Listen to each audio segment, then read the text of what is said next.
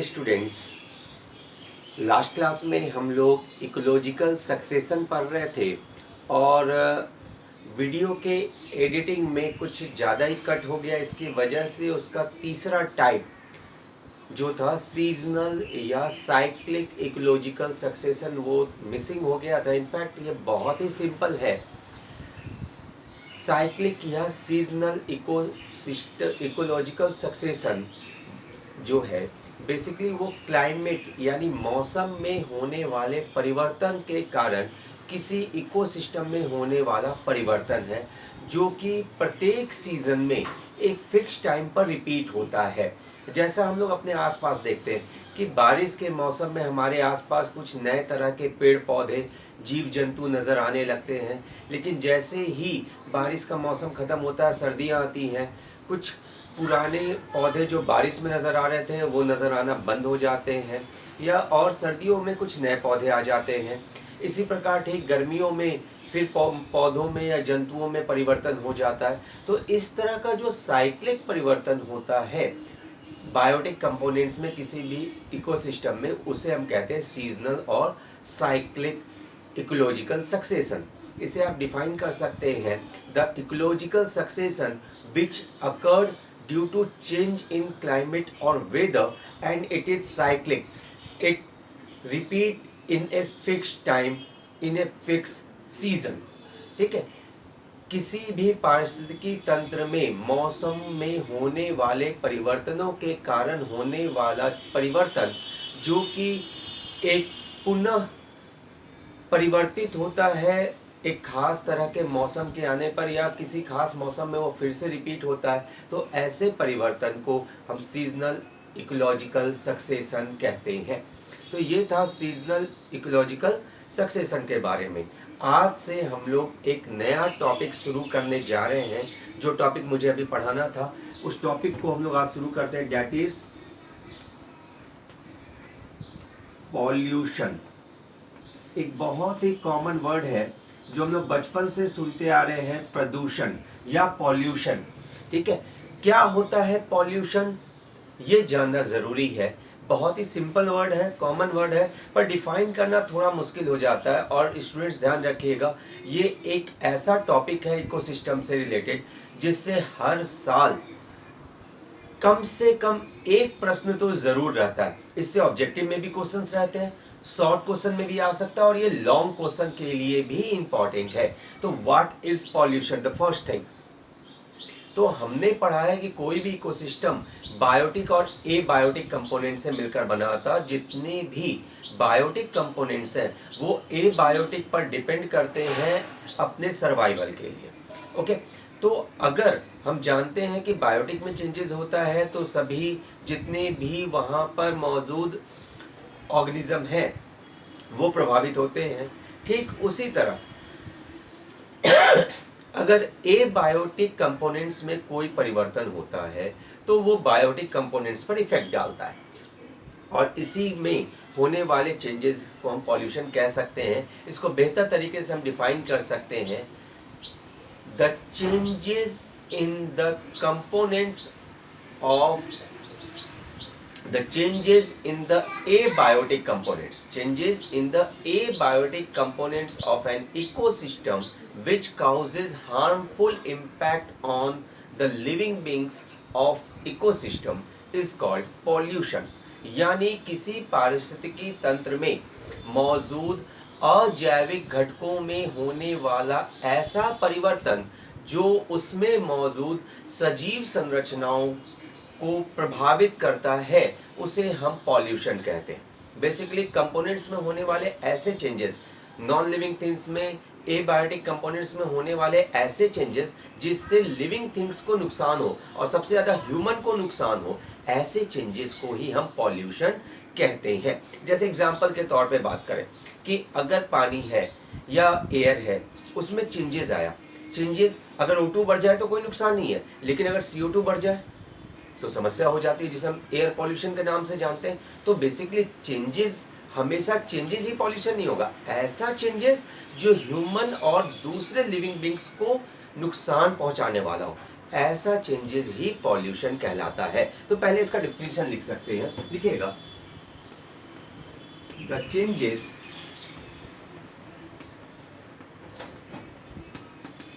In the abiotic components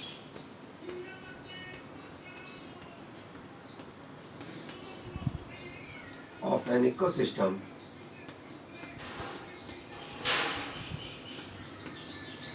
which causes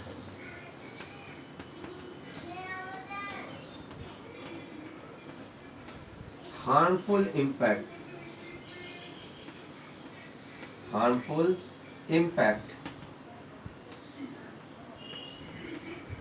on human and other living beings। वो plant भी हो सकते हैं, एनिमल भी हो सकते हैं, वो एक्वेटिक भी हो सकते हैं, टेरेस्ट्रियल भी हो सकते हैं, किसी भी तरह के लिविंग बींग्स को is called pollution, is called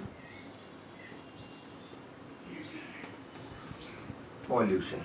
यानी किसी पारिस्थितिकी तंत्र में मौजूद अजैविक घटकों में होने वाला ऐसा परिवर्तन जो मनुष्यों एवं अन्य जीवों को नुकसान पहुंचाता है, उसे हम प्रदूषण कहते हैं। तो ये डिफिनीशन आपको याद रखना है, बहुत ही सिंपल है और 2 मार्क्स के लिए इंपॉर्टेंट हो जाता है। चलिए अब बात करते हैं टाइप्स ऑफ पॉल्यूशन की, टाइप्स ऑफ पॉल्यूशन की। ठीक है, जो हम लोगों ने बहुत समय से पढ़ा हुआ है, सभी लोग जानते हैं, पर हम लोग थोड़ा डिफरेंट तरीके से पढ़ेंगे, ठीक, ताकि आसानी से याद भी हो सके और सभी तरह के कॉम्पिटिटिव एग्जामिनेशंस में इससे आप आसानी से इससे संबंधित सभी प्रश्नों का जवाब दे सकें। तो बेसिकली टाइप ऑफ पॉल्यूशन में हम लोग बात करें तो सबसे मेजर जो हम लोग 3-4 जानते हैं वो है एयर पॉल्यूशन, और ये इम्पॉर्टेंट भी है। शायद ही कोई कॉम्पिटिटिव एग्जाम हो जिसमें पॉल्यूशन से क्वेश्चंस ना पूछे जाते हो। एयर पॉल्यूशन, वाटर पॉल्यूशन, और इनफैक्ट ये आसान भी लगता है जब इस तरह के प्रश्न एग्जाम में आते हैं तो हम लोग आसानी से बना पाते हैं, लेकिन कुछ बेसिक कंसेप्ट को अच्छे तरीके से जान लें तो हम आंसर्स को और बेहतर तरीके से लिख पाएंगे। तीसरा है सॉइल पॉल्यूशन, ठीक है। Next one sound pollution, sound pollution इसे नॉइज पॉल्यूशन भी कहते हैं। नॉइज का मतलब ये होता है शोर, और साउंड का हो जाएगा ध्वनि, ठीक है। तो दोनों आप लिख सकते हैं। और 5वां है आयोनिक पॉल्यूशन, इसे रेडिएशन पॉल्यूशन भी कहते हैं, जो आजकल बहुत तेजी से फैल रहा है हमारे एक्टिविटीज़ के कारण, हमारे नए नए खोज के कारण, हमारे द्वारा यूज़ किए जा रहे नए नए गैजेट्स के कारण ये आयोनिक पॉल्यूशंस या रेडिएशन पॉल्यूशन तेजी से फैल रहा है। तो मेजर पॉल्यूशंस जो हमारे आसपास मौजूद हैं प्रेजेंट इकोसिस्टम में, वो यही है, ठीक है। स्टूडेंट्स, एक बात और मैं यहाँ कहना चाहूँगा जो एज ए बायो स्टूडेंट्स हमें जानना चाहिए। ये सारे पॉल्यूशंस ऐसे हैं जो हमारे जो लाइफ को, हमारे बेसिकली डेली लाइफ को या हमारे हेल्दी लाइफ को बहुत बुरी तरह प्रभावित करते हैं, कहीं ना कहीं हमें बीमार भी बनाते हैं। और कुछ तो ऐसे पॉल्यूशंस हैं जिसके कारण बहुत ज़्यादा समस्या हो रही है, सिर्फ ह्यूमन को ही नहीं, अन्य ऑर्गेनिजम्स को भी, और कुछ हद तक कहीं कहीं पर ये डेथ के लिए भी रिस्पॉन्सिबल होते हैं। हम लोग समझेंगे ऐसा क्यों होता है, बट अगर आप गौर करें तो इन सारे पॉल्यूशन के लिए कहीं ना कहीं इनके पीछे जो कारण है वो हम इंसान ही हैं। हमारे द्वारा किए गए एक्टिविटीज़ ही इन पॉल्यूशंस के लिए रिस्पॉन्सिबल हैं, ठीक है।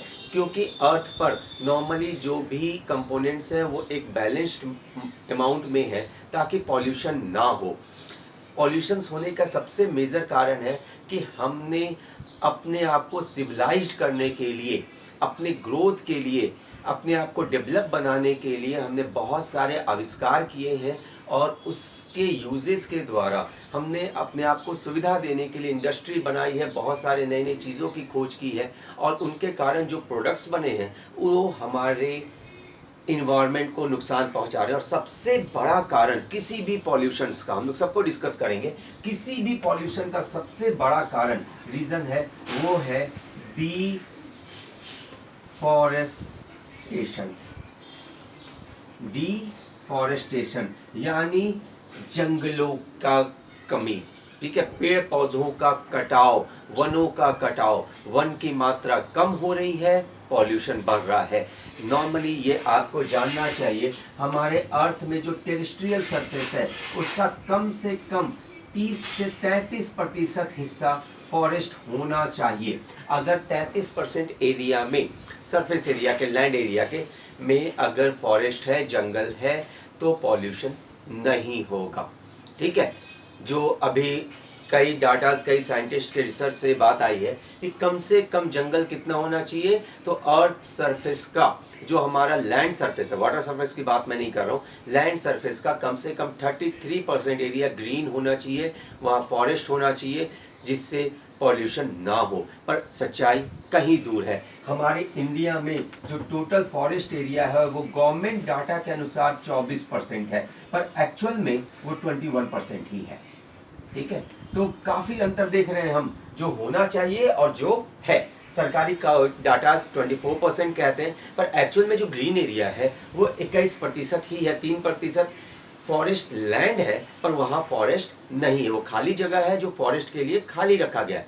पर ग्रीन एरिया 21% ही है या इसके आसपास है, तो 33% से ये काफी कम है, तो पॉल्यूशन होगा ही। और हमारे स्टेट बिहार की स्थिति बहुत बुरी है, यहाँ अप्रोक्स 8% ग्रीन एरिया है ओनली, पॉल्यूशन तो होना है, ठीक है। एक्टिविटीज बहुत हो रही है, तो किसी भी तरह के, जो हम लोग यहाँ 5 पॉल्यूशन की बात कर रहे हैं, उसका सबसे मेजर कारण डिफॉरेस्टेशन है। इसके अलावा हमारे द्वारा जो इंडस्ट्रियल एक्टिविटीज होती है या दूसरी अदर्स एक्टिविटीज जिसमें हम लोग केमिकल्स का यूज करते हैं, वो पॉल्यूशन के सबसे बड़े कारण है, ठीक है, जिनके कारण पॉल्यूशन हो रहा है, किसी भी तरह का पॉल्यूशन। तो हम लोग एक एक करके समझेंगे कि ये पॉल्यूशन क्या है, ये किन कारणों से हो रहा है, इनसे बचने के क्या उपाय हैं, और इन पॉल्यूशंस का हमारे लाइफ पर क्या इफेक्ट आता है। ये क्वेश्चंस अक्सर एग्जाम में पूछे जाते हैं, पर आपको ध्यान रखना है सबसे मेजर कारण किसी भी पॉल्यूशन का वो है डिफॉरेस्टेशन। और इससे बचने के लिए कितना forest area, covered area, green area होना चाहिए, वो है मिनिमम 33%। और इसीलिए हमारे राज्य में मुख्यमंत्री द्वारा जल जीवन हरियाली मिशन चलाया जा रहा है। अगर एग्जाम में ये क्वेश्चंस आए तो आपको जरूर लिखना है कि बिहार सरकार ने अपने क्षेत्र में ग्रीन एरिया को बढ़ाने के लिए एक मिशन शुरू किया है, जिसका नाम है जल जीवन हरियाली मिशन, जिसका ऑब्जेक्टिव उद्देश्य ही है ग्रीन एरिया को बढ़ाना, पॉल्यूशन को कम करना। चलिए अब हम लोग बात करते हैं एक एक करके सभी पॉल्यूशन की। तो सबसे पहला है एयर पॉल्यूशन। एयर पॉल्यूशन, जिससे सबसे ज्यादा नुकसान आज हम झेलते हैं। पर एक बात आप गौर करें, आपको बहुत आसानी से नजर आएगा, एयर पॉल्यूशन के साथ साथ इस कोरोना काल में, कोरोना इफेक्ट जो अभी झेल रहे हैं, जिसके कारण हम लोग साथ में ना बैठ करके इस ऑनलाइन के माध्यम से क्लासेस कर रहे हैं, तो आप देख रहे होंगे कि इस समय आपके आसपास की जो एयर है वो साफ हो गया है।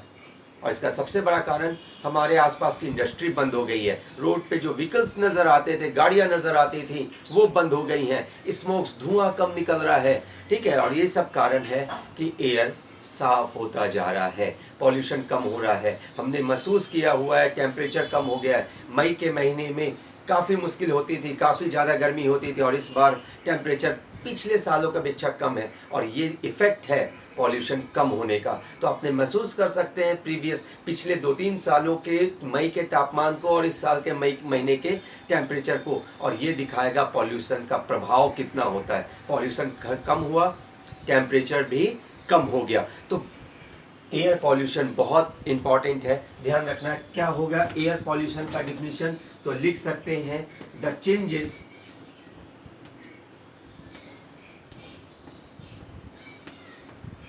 in the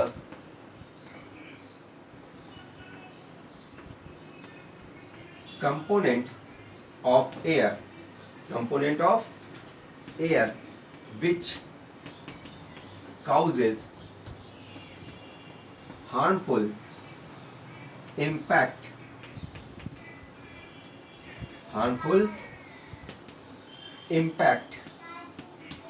on human, harmful impact on human and other living beings,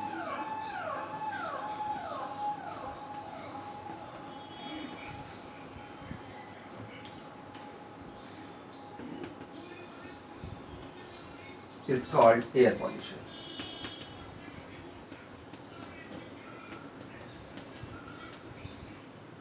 in fact students, बहुत ही सिंपल डिफिनीशन है कि एयर के जो कंपोनेंट्स हैं, हवा में बहुत सारे तत्व होते हैं, ऑक्सीजन है, नाइट्रोजन है, कार्बन डाइऑक्साइड है, मीथेन है, वाटर वेपर है, बहुत सारे गैसेज हैं, ठीक है, कुछ डस्ट पार्टिकल भी है, कार्बन पार्टिकल्स भी है, तो ये सारे हो गए एयर के कंपोनेंट्स। तो इन कंपोनेंट्स में होने वाला ऐसा परिवर्तन जो मनुष्य एवं अन्य जीवों को नुकसान पहुंचाता हो, उसे हम कहते हैं एयर पॉल्यूशन, ठीक है। एयर के कंपोनेंट्स में हवा के, वायु के घटकों में होने वाला ऐसा परिवर्तन जो मनुष्य एवं अन्य जंतुओं को नुकसान पहुंचाता हो, जिसके कारण जीवों को नुकसान होता है, उसे हम एयर पॉल्यूशन कहते हैं, ठीक है। और इसी डिफिनीशन के आधार पे आप वाटर पॉल्यूशन और सॉइल पॉल्यूशन का भी डिफिनीशन बना सकते हैं। अगर एयर के जगह वाटर कर दें तो ये हो जाएगा वाटर पॉल्यूशन, और अगर सॉइल कर दें तो ये हो जाएगा सॉइल पॉल्यूशन का डिफिनीशन। तो बहुत ही आसान है ये डिफिनीशन बनाना, और ये आपका होमवर्क होगा कि आप बाकी डिफिनीशंस मुझे दिखाएंगे, ठीक है। एयर के आधार पर हम सॉइल और वाटर पॉल्यूशन का डिफिनीशन लिख सकते हैं। चलिए अब लिखते हैं causes of air pollution. Air pollution किन कारणों से हो रहा है? Causes of air pollution.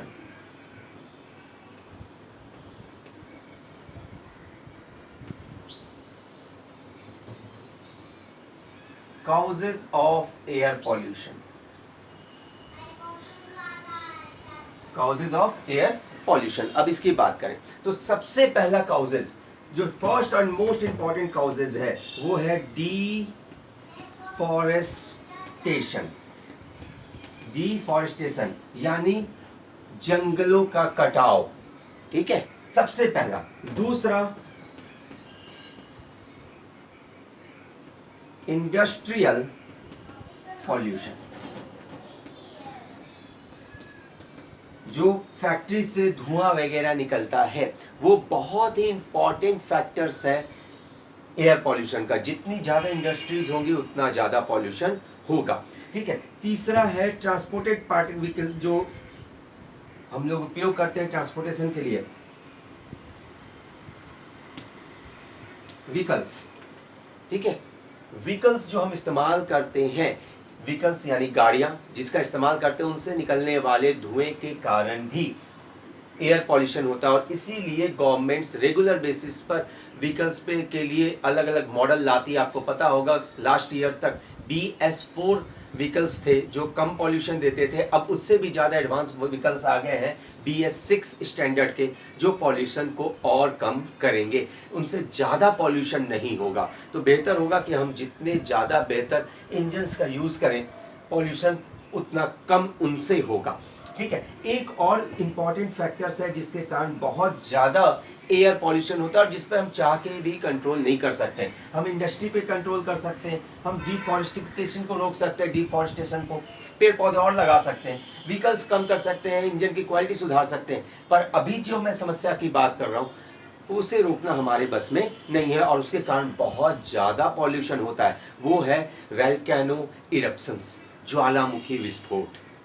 इससे इतनी मात्रा में डस्ट पार्टिकल निकलते हैं, कार्बन वेस्टेज निकलते हैं, जिससे पूरा क्षेत्र धुएं से भर जाता है, अंधेरा सा छा जाता है, और उसका इफेक्ट कई वर्षों तक बना रहता है। वो वहाँ मौजूद सभी तरह के बायोटिक कंपोनेंट्स को नुकसान पहुंचाता है। तो वोल्केनो, ठीक है, काउजेज में लिखे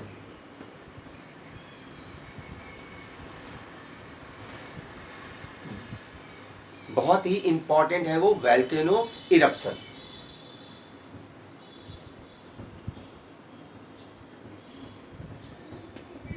यानी ज्वालामुखी विस्फोट।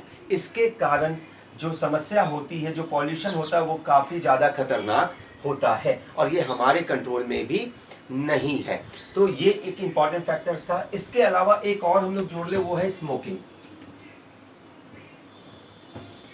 स्मोकिंग, यहाँ सिर्फ सिगरेट की स्मोक की बात नहीं हो रही, सिगरेट का स्मोक भी, धुआं भी पॉल्यूशन फैलाता है। पर इसके अलावा घरेलू डोमेस्टिक यूजेस से भी स्मोक्स निकलते हैं, गोईठे, लकड़ी वगैरह को जलाने से ठीक है, जलावन जिसे हम कह सकते हैं, उससे जो धुआं निकलता है वो भी एयर पॉल्यूशन, क्योंकि उसमें CO2 की मात्रा बहुत ज़्यादा होती है। इसके अलावा भी एक और चीज़ है जो पॉल्यूशन को बढ़ाता है, जो इसी से रिलेटेड है, वो है फायर इन फॉरेस्ट। जंगलों में जो आग लग जाती है, तो बेसिकली आग लगने से कार्बन डाइऑक्साइड तो निकलता ही है, साथ ही साथ फॉरेस्ट भी कम हो जाता है। तो एक साथ डबल इफेक्ट है, पॉल्यूशन भी बढ़ रहा है और पॉल्यूशन को कम करने वाले जो फैक्टर्स हैं फॉरेस्ट, वो भी कम हो रहे हैं। तो ये सारे मेजर काउजेज हैं एयर पॉल्यूशन के। अच्छा, एयर पॉल्यूशन पढ़ने के दौरान एक और ऑब्जेक्टिव, एक दो ऑब्जेक्टिव चीज़ों पर भी मैं आपको ध्यान दिलाना चाहूँगा जो फ्यूचर कंपटीशंस के लिए इंपॉर्टेंट है। अमेजॉन रिवर्स के आसपास या अमेजॉन रिवर्स के रीजन में जो फॉरेस्ट मौजूद है, जिन्हें अमेजॉन फॉरेस्ट कहा जाता है, उसे लंग्स ऑफ अर्थ कहते हैं। अमेजन फॉरेस्ट इतना घना है, वहाँ वृक्ष इतने ज़्यादा हैं कि उसके कारण वह पॉल्यूशन को तेज़ी से कम कर पाता है। उस क्षेत्र में पॉल्यूशन बहुत कम है और वो पॉल्यूटेड एयर्स को क्लीन करने में मदद करता है, इसलिए अमेजॉन फॉरेस्ट को लंग्स ऑफ द अर्थ भी कहते हैं। ये आपको याद रखना है। साथ ही साथ हम लोग इसके इफेक्ट्स के बारे में जानेंगे। तो हमने समझ लिया काउजेज ऑफ एयर पॉल्यूशन किन कारणों से होता है। जंगलों के कटाव से, इंडस्ट्री से निकलने वाले धुएं या पॉल्यूशन से, गाड़ियों से निकलने वाले धुएं से, हमारे डोमेस्टिक घरेलू उपयोग के दौरान निकलने वाले धुएं से, सिगरेट से निकलने वाले धुएं से और ज्वालामुखी विस्फोट से निकलने वाले धुएं के कारण हमारा एयर पॉल्यूटेड होता है। तो ये सारे हो गए काउजेज। अब बात करते हैं इसके इफेक्ट्स की, इफेक्ट ऑफ एयर पॉल्यूशंस। ठीक है, बहुत ही सिंपल है, आई थिंक आप लोगों को आसानी से समझ में आ रहा होगा और याद भी हो जाना चाहिए। इफेक्ट ऑफ एयर पॉल्यूशन, तो यहां जान ले, इसकी वजह से ग्लोबल वार्मिंग, ग्लोबल वार्मिंग के लिए ये बहुत ज़्यादा रिस्पॉन्सिबल है। ग्लोबल वार्मिंग मतलब हुआ हमारे अर्थ के टेम्परेचर में बढ़ना। ठीक है, आप महसूस कर रहे होंगे कि कई वर्षों में ये टेम्परेचर काफ़ी तेज़ी से बढ़ता जा रहा है। सामान्य जो टेम्परेचर उससे कहीं अधिक हो गया। ये 2020 थोड़ा सा एक्सेप्शन है क्योंकि पॉल्यूशन कम हुआ है, टेम्परेचर पिछले साल का अपेक्षा कम है। ठीक है, तो ये आपको क्लियर दिख रहा होगा पॉल्यूशन के इफेक्ट्स क्या है। ठीक है, यहाँ आपको जानना ज़रूरी है, दो गैसेस CO2 और दूसरा है मीथेन, ये दो गैसेस ऐसे हैं जिसके कारण हमारे अर्थ का टेम्परेचर बढ़ता है। अगर हमारे एयर में, एटमॉस्फेयर में ये दो गैसों की मात्रा सामान्य से अधिक हो जाती है तो इसके कारण टेम्परेचर बढ़ता है। ठीक है, ये सन से आने वाले सोलर लाइट को, हीट को रोक लेते हैं, वापस जाने से रोकते हैं और रोकते हैं, जिसके कारण ग्रीन हाउस गैस इफेक्ट उत्पन्न होता है। ग्रीन हाउस इफेक्ट उत्पन्न होता है। यहाँ एक वर्ड आ गया ग्रीन हाउस इफेक्ट, इसको सिर्फ समझते हैं, अभी हम लोग अलग से पढ़ेंगे। ये हमारा अर्थ है, समझ लें इसको, ये हमारा अर्थ है और ये सन है। सन से आने वाली जो लाइट है वो हीट लेकर के आती है और हमारा अर्थ उस हीट का सिर्फ 40% एब्जॉर्ब करता है, बाकी रिफ्लेक्ट कर देता है, वापस भेज देता है।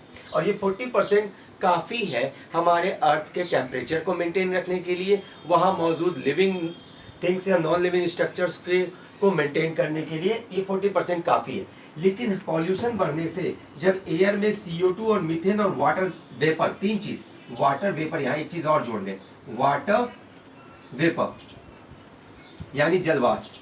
ठीक है, तो इन तीनों के कारण क्या होता है कि लौटने वाले में से भी कुछ भाग धरती पे ही रह जाता है, वो पूरी तरह से बाहर नहीं जाता है। यानी 40% तो अर्थ एब्जॉर्ब कर रहा है और वापस लौट रहे हैं 60% में से भी कुछ पार्ट ये एब्जॉर्ब कर लेते हैं, रोक लेते हैं, उन्हें बाहर निकलने नहीं देते, जिसके कारण अर्थ सरफेस का टेम्परेचर बढ़ जाता है। ठीक है, तो इन्हीं गैसेस को हम ग्रीन हाउस गैस कहते हैं, जो धरती से कुछ ऊंचाई पर जमा होकर के इस तरह का इफेक्ट उत्पन्न करती है और इसी इफेक्ट को हम ग्रीन हाउस इफेक्ट कहते हैं, जिससे अर्थ के सरफेस का टेम्परेचर बढ़ता है और टेम्परेचर बढ़ने की यही क्रिया ग्लोबल वार्मिंग कहलाती है। तो यहाँ हम लोग दो चीज समझ रहे हैं एक साथ, इन गैसेस को ग्रीन हाउस गैसेस कहते हैं और इसके इफेक्ट जिसके कारण अर्थ के सरफेस का टेम्परेचर सामान्य से अधिक हो जाता है, इसे हम ग्रीन हाउस इफेक्ट कहते हैं। तो आपको ध्यान रखना है, एयर पॉल्यूशन का सबसे मेजर कारण सबसे मेजर इफेक्ट जो है वो है ग्लोबल वार्मिंग, यानी अर्थ के सरफेस का टेम्परेचर बढ़ना, तापमान में वृद्धि। दूसरा एक और इफेक्ट है, वो है ओजोन डिप्लीशन। ओजोन डिप्लीशन, इस बात को भी आपको ध्यान रखना है, ये वर्ड भी आप लोगों ने सुना होगा। ओजोन डिप्लीशन यानी ओजोन क्षरण इसे कहते हैं। ओजोन क्या है, तो ये भी हम लोग पढ़ेंगे। ये दोनों क्वेश्चन, ग्लोबल वार्मिंग और ओजोन डिप्लीशन, आप लोग को पढ़ना है। हमारे अर्थ के से लगभग 18 से लेकर 50 किलोमीटर की ऊंचाई पर ओजोन की एक परत पाई जाती है। ओजोन की एक प्रोटेक्टिव परत पाई जाती है, ओजोन का लेयर पाया जाता है। ठीक है, ओजोन O3 है, ऑक्सीजन के 3 मॉलिक्यूल से मिलकर बना हुआ कंपोनेंट है। और हमारे द्वारा यूज किए जाने वाले CFC यानी क्लोरोफ्लोरोकार्बन के कारण क्या होता है कि क्लोरोफ्लोरोकार्बन जब हम यूज करते हैं तो वो गैस एटमॉस्फेयर में आता है, हवा में मिलता है, वायु को प्रदूषित करता है, और इसमें मौजूद क्लोरीन ओजोन मॉलिक्यूल से टकराता है और यह ओजोन मॉलिक्यूल को तोड़ देता है, जिसके कारण ओजोन मॉलिक्यूल के तोड़ने के कारण नॉर्थ साउथ पोल के पास एक छोटा सा छेद बन गया है। ठीक है, तो ओजोन मॉलिक्यूल कम हो रहा है, तो बेसिकली हमारे एटमॉस्फेयर वायुमंडल में से ओजोन की परत का घटना ही ओजोन डिप्लीशन कहलाता है। और लगातार हो रहे ओजोन डिप्लीशन के कारण साउथ पोल के पास एक छोटा सा छेद बन गया है। ठीक है, जिसे होल, ओजोन होल कह रहे हैं। और इस होल से ये ध्यान रखना, ये जो ओजोन का लेयर है ये सन से आने वाले UV light, ultraviolet light से हमें प्रोटेक्ट करता है। अल्ट्रा वायलेट लाइट बहुत खतरनाक होता है, ये ध्यान रखना है। अगर हम डायरेक्ट अपने आंखों से इसे देख लें यूवी लाइट्स को, तो हम अंधे हो सकते हैं, हमारे रेटिना डिस्टर्ब हो सकते हैं। हमारे स्किन पे अगर यूवी लाइट डायरेक्ट आता है, अल्ट्रा वायलेट लाइट्स, तो स्किन कैंसर हो सकता है। तो ओजोन डिप्लीशन के कारण क्या हुआ है, साउथ पोल के पास बने इस छिद्र से यूवी लाइट्स आसानी से पहुंच रहा है हमारे अर्थ तक, इसके कारण भी अर्थ का टेम्परेचर बढ़ रहा है। दूसरा, अगर इसके संपर्क में कोई इंसान आता है, कोई जीव आते हैं, तो उन्हें कैंसर होने का खतरा रहता है। और इसी कारण से ऑस्ट्रेलिया महादेश में स्किन कैंसर की समस्या बढ़ती जा रही है ओजोन डिप्लीशन के कारण, और ये भी एयर पॉल्यूशन के कारण ही हो रहा है। तो ये मेजर चीज़ें हैं, और हम लोग डिटेल्स में ग्लोबल वार्मिंग और ओजोन डिप्लीशन पढ़ेंगे। ये दोनों, ग्लोबल वार्मिंग में ग्रीन हाउस इफेक्ट और ओजोन डिप्लीशन, ये सब पढ़ेंगे आगे के टॉपिक्स में, याद रखिएगा, ये काम आएगा। तो ये थे इफेक्ट एयर पॉल्यूशन के। इसके अलावा जो ह्यूमन पे इफेक्ट आ रहा है वो हम बात करें, रेस्पिरेटरी डिजीज,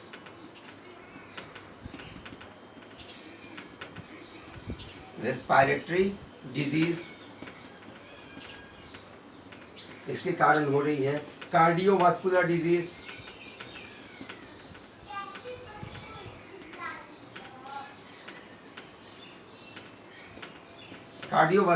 इसके कारण हो रहा है। ठीक है, अर्थ का टेम्परेचर बढ़ रहा है, ओजोन की परत घट रही है, हमारी श्वसन तंत्र को नुकसान हो रहा है, श्वसन से संबंधित बीमारियां हो रही है, दमा, अस्थमा वगैरह की समस्या होती है, कार्डियोवास्कुलर यानी हृदय से संबंधित रोग होते हैं। इसके अलावा इरिटेशन इन आइज यानी आंखों में जलन इत्यादि की समस्या एयर पॉल्यूशन के कारण होती है। तो ये था इफेक्ट ऑफ एयर पॉल्यूशन। अब इसको दूर कैसे करेंगे, तो सबसे पहला काम है ज़्यादा से ज़्यादा पेड़ पौधे लगाएंगे। ठीक है, यानी जितने ज़्यादा हम ग्रीन एरिया को बढ़ाएंगे, एयर पॉल्यूशन उतनी तेज़ी से कम होगा। साथ ही साथ इंडस्ट्रियल पॉल्यूशन को कम करें, स्मोक को कम करें, व्हीकल्स के इंजन को इम्प्रूव करें, तो हम एयर पॉल्यूशन से बच सकते हैं। तो एयर पॉल्यूशन से बचने में क्या लिखेंगे, increasing green area, reducing industrial pollutions, improve our vehicles, ठीक है, which control the air pollutions. तो एयर पॉल्यूशंस का डिटेल्स आज हम लोगों ने समझा। नेक्स्ट पॉल्यूशंस के बारे में हम लोग नेक्स्ट क्लास में पढ़ेंगे।